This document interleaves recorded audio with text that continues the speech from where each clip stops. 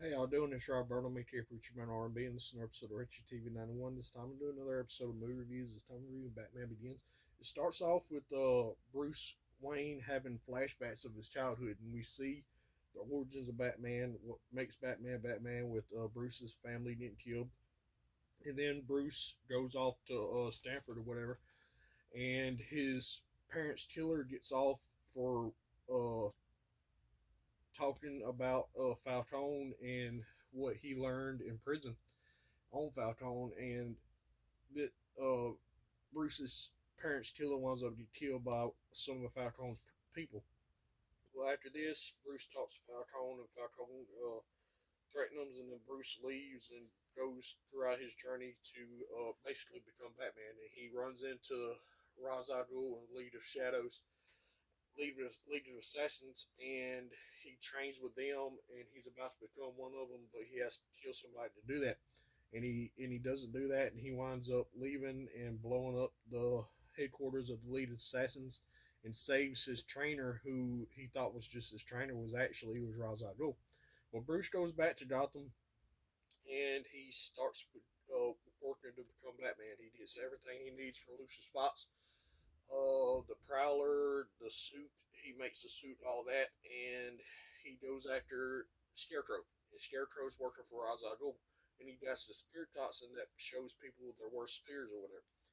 Well, he's using that, and he winds up using that on Rachel, Bruce's best friend from childhood, and he goes to try to save her, and he gets her after she's done been infected, and he takes the Prowler and is running away from the cops, trying to get her back to the Batcave. That way, he could give her the antidote. Well, he makes it there in time and saves her, and then gives two antidotes to her, to give one to Gordon to inoculate himself, and then one for mass production. Well, what happens is Raj shows up and at Bruce Wayne's birthday party, and then Bruce tells everybody to leave, and Ra's al Ghul blows up Wayne Manor, and Bruce survives, and Alfred helps get him out of there. And then Bruce goes after Ra's al Ghul. Ra's al Ghul has done started this machine that vaporizes water and turns it into vapor or whatever. And this is what take brings out the toxin that affecting everybody.